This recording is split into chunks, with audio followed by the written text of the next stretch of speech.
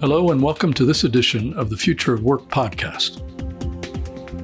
My name is Rick Samans, and I'm the ILO's Director of Research and representative to the G20 finance ministers and central bank governors process.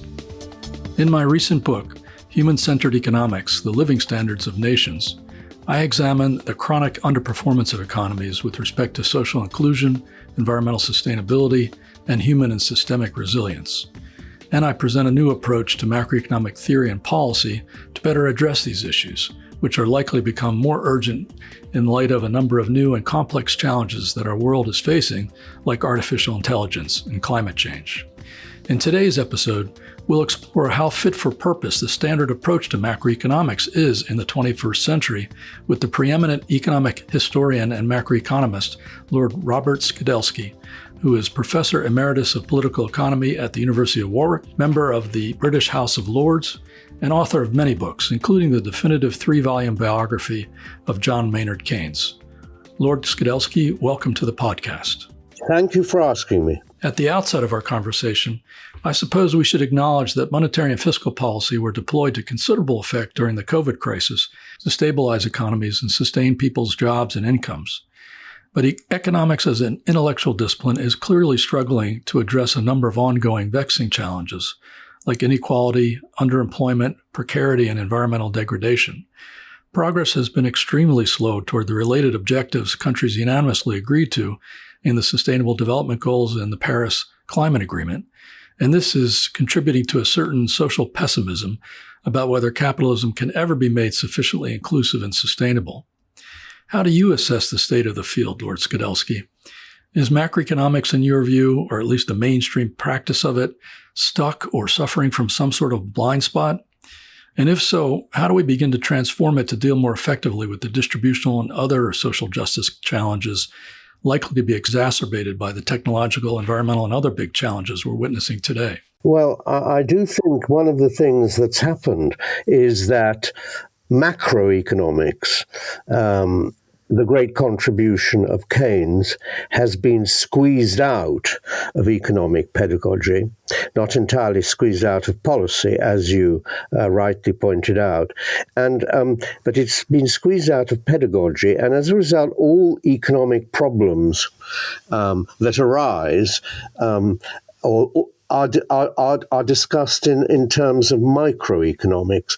In other words, in terms of the supply side of the economy.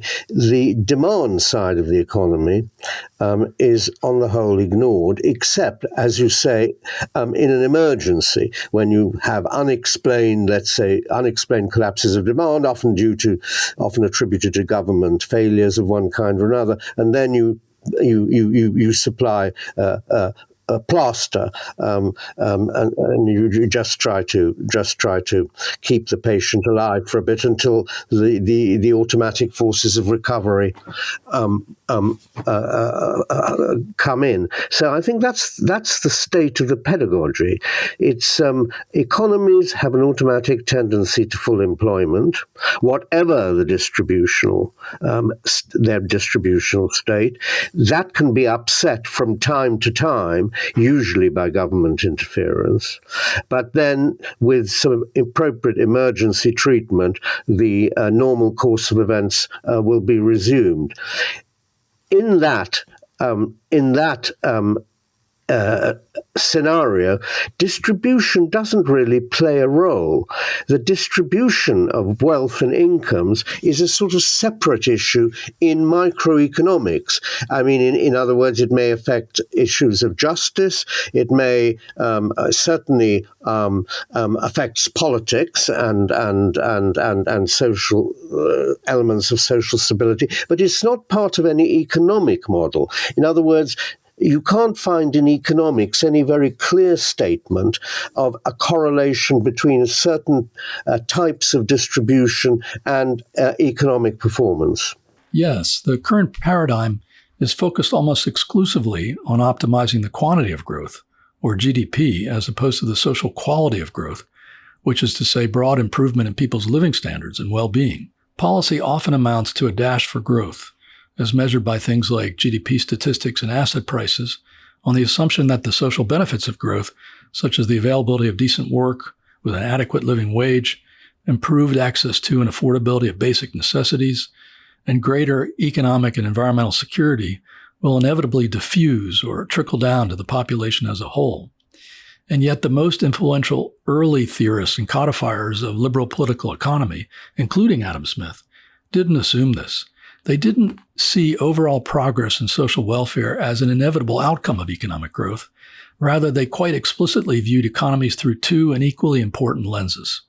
First, production in the markets and capital accumulation that enable it, on the one hand, and distribution and the policies and institutional features that enable it, on the other.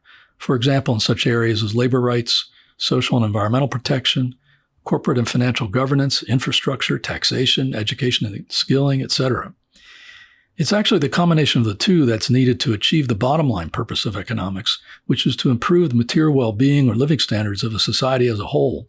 In my book, I try to resurrect this institutional dimension and give it a clearer and more actionable structure, because I believe it's becoming ever more important to satisfying the rising demands of people for social and environmental justice in this century.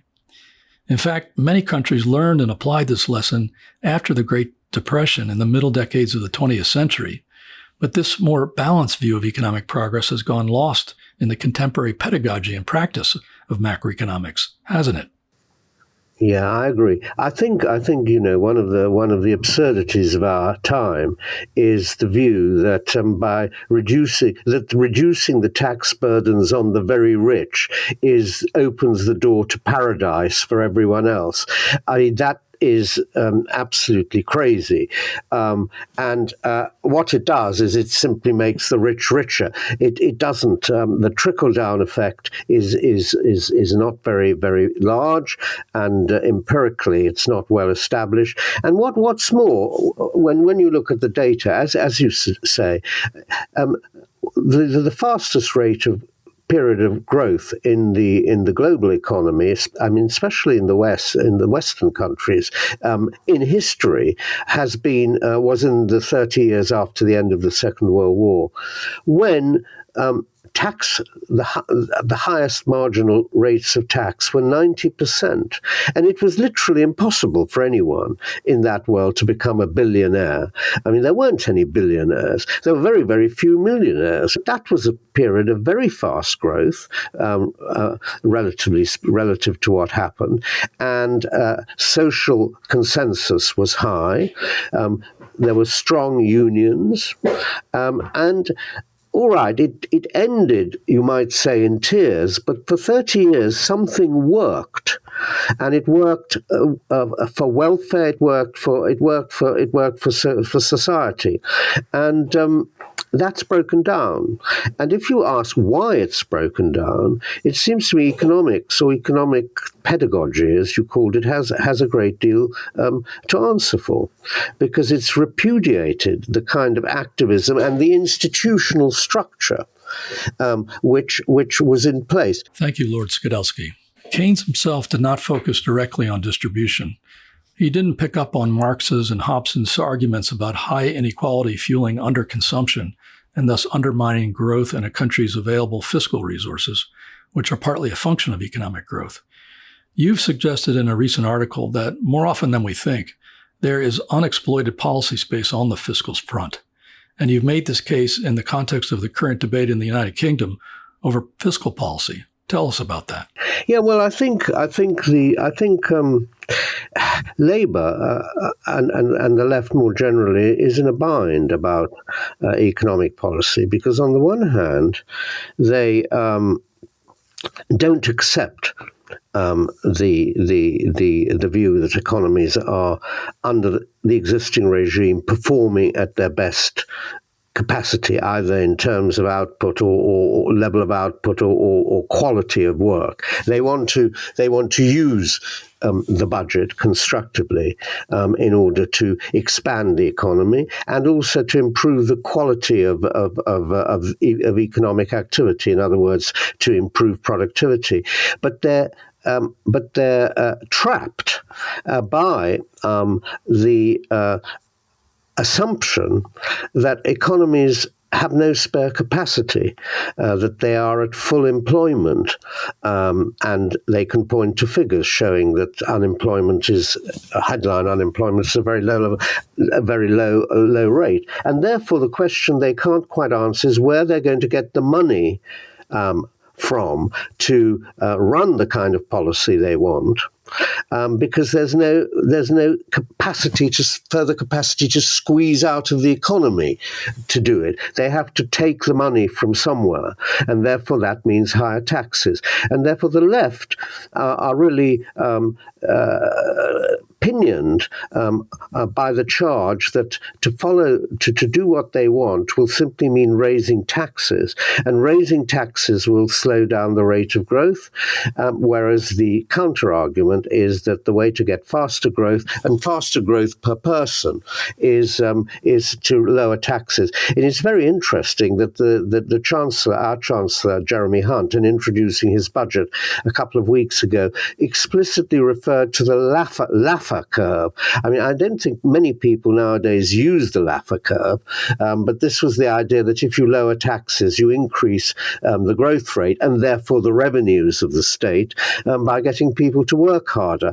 I mean, this was a very popular doctrine in the 1980s and 90s, and it's sort of led a sort of kind of quiet life ever since, and now it's revived. Suddenly, there it is to justify a policy of tax cuts without having to raise taxes at a later time.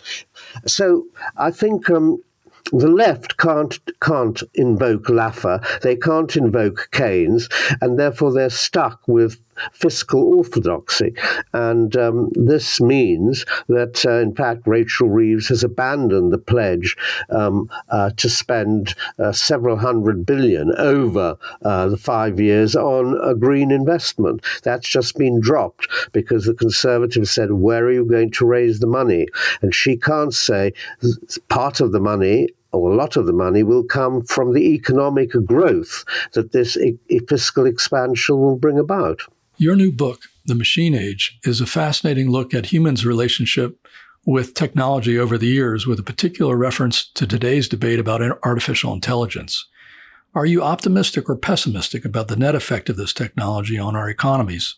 And what do you think it all means for the field of economics going forward? I mean, one view is quite simply that machines are liberating. If you take the view, which is a standard economics view, and even Keynes had this view, if you take the view that work is a cost or disutility, and it's the cost of living, basically, then, of course, anything that lowers the cost of living must be a benefit. And machines lower the cost of living.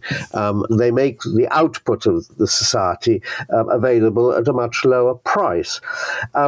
Therefore, that means people can, in theory, get what they want in terms of their basket of their consumption basket of goods and services at a lower cost than they would if they didn't have the machines, and therefore they will need to work less and less to get what they want. And so the Keynesian paradise, if you like, or that particular paradise opened up by his Economic Possibilities for Our Grandchildren, a short essay he wrote in 1930, was that by now we would only have to work 3 or 4 hours a day to, as he put it, satisfy the old Adam in us. In other words, to regain the Garden of Eden. So that's that view of things.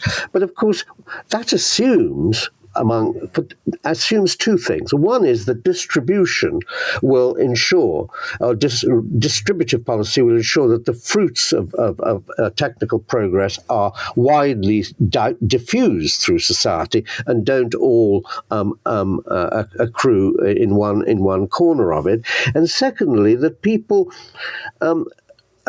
gladly give up work. What are they then going to do if they only have to work a few hours a week? Work gives people, I think, a sense of identity. It's a way of connecting with their fellows, and there are better jobs and worse jobs, of course. So that path if you take that route, you're not so sanguine about the progressive potential of machines. So there's a conflict here, and that conflict has gone on actually ever since the Industrial Revolution. Yes, here at the ILO, we have done a preliminary estimate of the likely implications of generative AI on job automation, which is replacement of jobs by technology, as opposed to job augmentation, which is when workers use the technology to become more efficient and productive in their existing work. Globally, we found that about 13% of all jobs are considerably exposed to augmentation, and 2.3% or so are exposed to automation. So that's 6 times more jobs likely to be transformed than replaced. While that may sound reassuring at first, this amounts to somewhere between 10 and 20% of the workforce facing a major transition of some sort over the next 10-15 years, either having to find a new job or having to upskill in order to keep pace in their current occupation. That's a big increase in dislocation and adjustments for workers. And it will take place at the same time that countries are supposed to be deepening their green transition in industry and energy systems, which along with rising temperatures and sea levels are likely to disrupt many other jobs. Change in labor markets of such a large magnitude has major implications for fiscal policy and the social contract more generally. That's to say, for the role of governments and enterprises in supporting people through these disruptions to their lives. You would think it would also have major implications for the field of economics, wouldn't you? For the way that we think about growth and development. There's much more churn, much less security, and therefore, if you leave the development of technology to the market and don't actually ask the questions of what it means for human welfare and what it means for being human, you're going to end up in disaster. And the trouble is, we don't consider that. We just assume, as crudely as this, that anything that eases the burden of work must be good. And the only thing is we need to think about is if we're humane people, is how to provide people with the incomes to live with their redundancy, and I think that's a very dangerous position to be in. I think it's going to be a potential cause of big social unrest. Lots of people are feeling that they're being put on the scrap heap, and that they have no future. Younger people are notably more pessimistic than their parents and grandparents about the future, and I think it's partly to do with this question: what are we going to do with our lives? And I think, all right, this is a developed country problem. It may not be nearly as big a problem yet with in the developing world, but it's going to come sooner or later, because what we're doing is we're pressing technological change on everyone. It's a free good. Yes, there seems to be quite a bit of soul-searching taking place among mainstream economists today. This is creating space and political demand for new thinking and fundamentally different approaches. In this podcast, we've explored some alternatives to the dominant economic thinking that can help to re-embed the teaching and practice of macroeconomics in society, from being very tightly focused on GDP growth to applying itself much more directly and holistically to improving the general standard of living, the everyday lived experience of people. I hope that our discussion today has given our listeners a glimpse of what a more human-centered, that is to say, inclusive, sustainable, and resilient approach to economics would look like. Lord Skidelsky, on behalf of the ILO, I'd like to thank you very much for joining this edition of the Future of Work podcast. It was a great pleasure to be on the program. Thank you. And I'd like to advise our listeners that links to the publications we've mentioned can be found on the podcast website.